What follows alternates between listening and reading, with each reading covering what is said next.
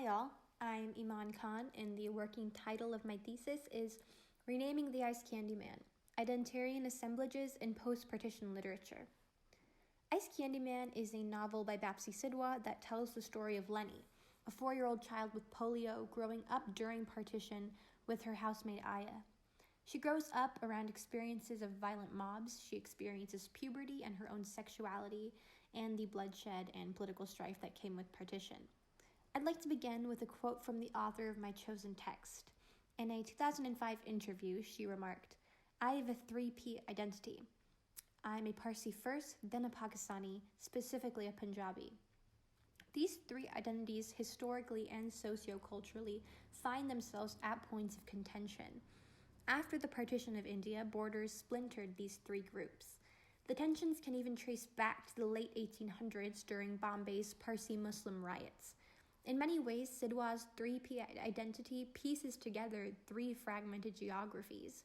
Despite this agitated cultural history, Sidhwa refuses a singular identity. Rather, she collects these fragments and names herself, ignoring the strict borders of identity formation that troubles these three histories.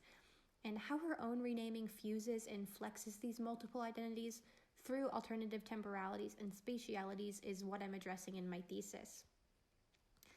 But first, in regards to post-partition literature identity building, it's important to first acknowledge the erasure in most pieces of scholarship and in the issues I'd like to intervene into. The inclusion of women and children is limited. Women's bodies are often cast as belonging to the state or the nation, or their inclusion is simply additive, folding in the voice of the victim. The woman's experience is identified or defined as their positionality in mob violence or in honor killings.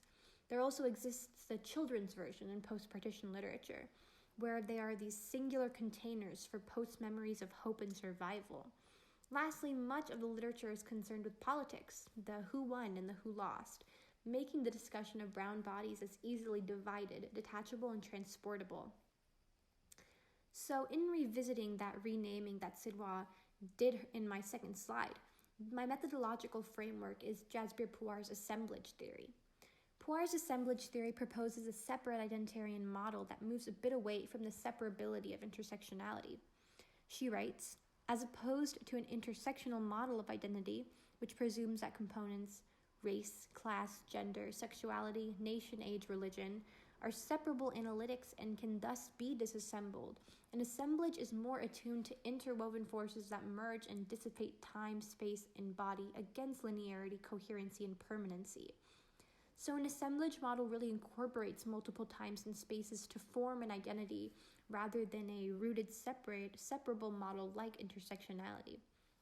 It moves beyond Lenny's identity as just a disabled child during partition, and it moves towards an identity where Lenny has agency and can exist within and without partition in the spaces of the mob or when she first experiences love, or as Aya and her get popsicles from the Ice Candyman.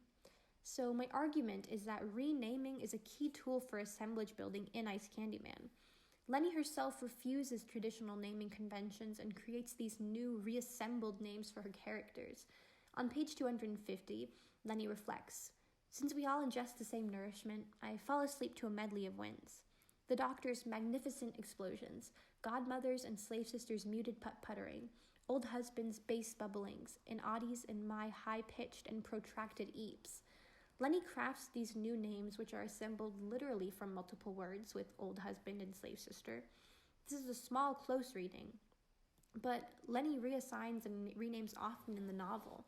This constant renaming and instability of language creates Lenny's own partition, free from the children's narrative and free from dichotomy. Now I can move into why literary assemblages do this work against the dichotomy or flattening out of identity. On page 19, Lenny reflects, "The goddamn English, I think, infected by Colonel Baruch's startling ferocity at this dastardly, one of father's favorite words, just as plucky as mother's, instance of British treachery. They gave us polio, and notwithstanding the compatible and sanguine nature of my relationship with my disease, I feel it is my first personal involvement with Indian politics." Here you can see Lenny combining the I think, I feel, with the language of her mother and father. This itself is assemblage building, as you can see Lenny piecing together her own languages and her own affect to produce her own image of partition. Finally, I argue that literary assemblages have the potential to open up new spaces for women and children in post-partition literature. Sidhwa reassembles her own novel as she defies a linear or consecutive chapter order, as she hops from different locations and times in Lenny's life. She's accounting for the spatial and the temporal, and allowing Lenny's identity to be non-singular and non-linear. As she experiences the mob, her womanhood, her intimacies, and affect with other characters, she's constantly weaving in and out of partition, creating her own identity that isn't just the children's narrative or just the partition narrative. Thank you very much for listening.